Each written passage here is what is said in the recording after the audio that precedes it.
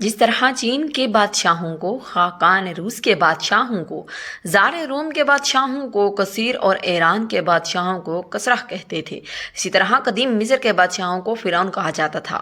حضرت موسیٰ علیہ السلام کے دور میں جو فرعون تھا اس کا نام ولید بن مذہب تھا، جبکہ مصری روایتوں میں اس کا نام رمیس ثانی لکھا گیا ہے۔ فرعون کو خود نہ صرف مصر کا بادشاہ بلکہ خدا کہلواتا تھا اور خود کو مقدس ہستی ظاہر کرتا تھا۔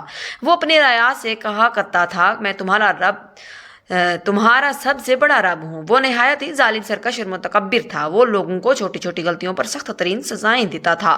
فرعون کی حکومت نے بنی اسرائیل کی حالت بدترین تھی۔ اس سے مصر کے تمام عہدے چھین لیے گئے تھے اور ان پر قطبی لوگ بے انتہا ظلم و ستم اٹھاتے تھے۔ بنی اسرائیل کی تعداد کئی لاکھ ہونے کے باوجود مصر میں ان کی حیثیت صرف غلام کی تھی۔ فرعون نے یہ حکم جاری کیا تھا کہ لوگ اس کے آگے سجدہ کریں گے، اور بنی اسرائیل میں سے جو شخص بھی اسے سجدہ کرنے سے انکار کرتا وہ اسے کھولتے ہوئے تیل میں ڈال دیا کرتا۔ اللہ نے حضرت موسیٰ علیہ السلام کو مبعوث کیا۔ انہوں نے فرعون کو دعوت توحید دی اور اس سے سرکشی اور تکبر سے توبہ کرنے کا کہا۔ حضرت موسیٰ علیہ السلام اور حضرت ہارون علیہ السلام دربار فرعون میں گئے اور فرمایا، ہم دونوں تمہارے رب کے رسول ہیں، ہمارے ساتھ بنی اسرائیل کو جانے دو، اور سلامتی اس آدمی پر جو راہ حق کی پیروی کرے۔ فرعون کہنے لگا، تمہارا رب العالمین کون ہے؟ موسیٰ علیہ السلام نے کہا، وہ آسمانوں اور زمینوں کا رب ہے۔ اگر تمہیں اس بات کا یقین ہو، فرعون کے مطالبے پر حضرت موسیٰ علیہ السلام سے اژدہا کا معجزہ بھی ظاہر ہوا، لیکن فرعون کہنے لگا، میں موسیٰ کو قتل کر دوں گا، اور اپنے رب کو بلا لے، تم چاہے جو نشانی لے آؤ، میں ایمان لانے والا نہیں۔ لہٰذا اللہ نے فرعونیوں پر ٹڈیوں، مینڈکوں اور خون کے عذاب بھیجا، جو موسیٰ علیہ السلام کی نبوت کی واضح نشانی تھی، جس سے وہ مصائب میں مبتلا کر دیے گئے۔ کھلی نشانیوں کو ظاہر ہونے کے باوجود فرعون اپنی انا اور سرکشی پر قائم رہا اور یہ منصوبہ بنایا کہ موسیٰ علیہ السلام اور بنی اسرائیل پر لشکر کشی کر کے انہیں قتل کر دے گا۔ لہٰذا اللہ تبارک و تعالیٰ نے موسیٰ علیہ السلام کو حکم دیا کہ رات بنی اسرائیل کو لے کر مصر سے فلسطین کے لیے نکل جائیں۔ لہٰذا آپ بنی اسرائیل کے ساتھ نکل پڑے، اور ادھر فرعون نے اپنی پوری لشکر کو جمع کیا اور اس کے تعاقب میں نکل پڑا۔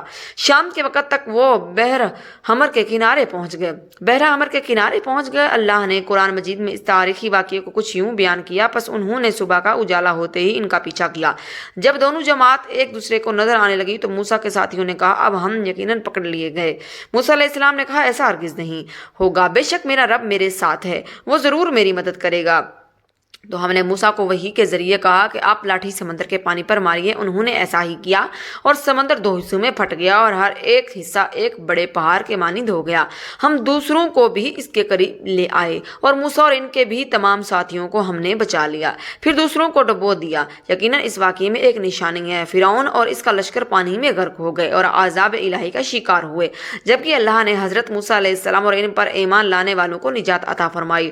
دنیا میں فرعون کو سمندر میں غرق کر کے سزا دی گئی اور آخرت میں ان کے لیے شدید ترین عذاب ہوگا، جیسے کہ اللہ نے قرآن مجید میں فرمایا، اور فرعونیوں کو برے عذاب نے گھیر لیا۔ وہ لوگ صبح و شام نار جہنم کے سامنے پیش کیے جاتے ہیں، اور جس دن قیامت آئے گی اللہ فرمائے گا، فرعونیوں کو سب سے سخت عذاب میں داخل کرو۔ مزید ایسی ویڈیو دیکھنے کے لیے ہمارے چینل کو سبسکرائب ضرور کر دیں۔ شکریہ، جزاک اللہ۔